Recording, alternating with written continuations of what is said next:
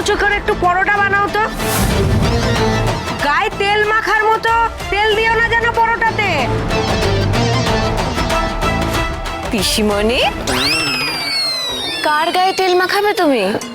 না, ওই পরোটার গায়ে, পরোটার গায়ে কম তেল মাখানো থাকলে না সেটা স্বাস্থ্যের পক্ষেও ভালো রে। ও, আমি তো অন্য কিছু জানতাম। কি রে? না মানে আমি জানতাম যে পরোটার মধ্যে যে বেশি তেলটা হয় সেই তেলটা না হাতে জবজব করে, ওই তেল দিয়ে আবার লোককে তেল দেওয়া যায়। এটা কিরকম বলো তো? ওই হাতের তেলে তেল দেওয়া যেমন মাছের তেলে মাছ ভাজার মতো। ও, আমি ঠিক জানতাম না রে মা। বৌদি, তাহলে বেশি করে দাও পরোটাতে তেল। পিসিমণি, তোমার মুখ আছে, হাত কোথায়? হাত নেই?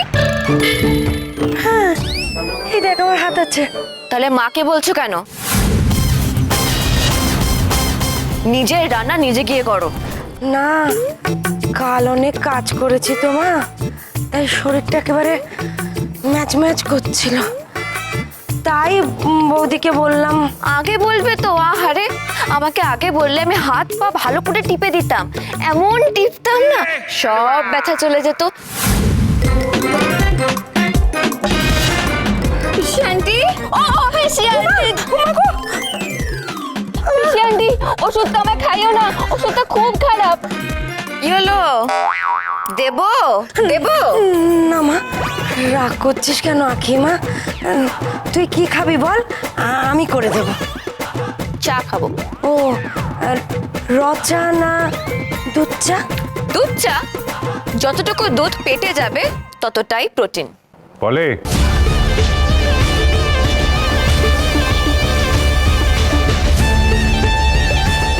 আখি যা বলছে সেটা করো। ওর জন্য একটা চা নিয়ে এসো আর আমার জন্য ফ্রুট জুস নিয়ে এসো। যাও। বাবা, পিসিমণি না, আমি না আপনার হাতে চা খেতে চাই। আখি দাদাকে দিয়ে চা করাবে? চা নয়, চোর খাবে।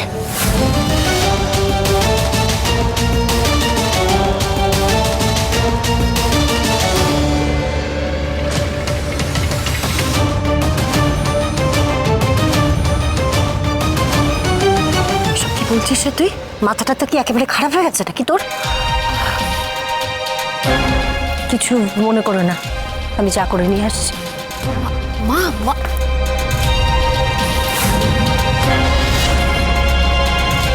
আরে বাবার কাছে আমি 1 কাপ চা খেতে চেয়েছি, বৌমাকে 1 কাপ চা খাওয়াতে পারবে না?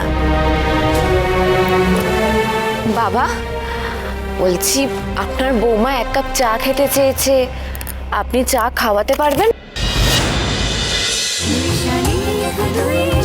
দুই শালিক সোম থেকে রবি প্রতিদিন বিকেল 5:30টায় স্টার জলসায় ও জিও হটস্টারে।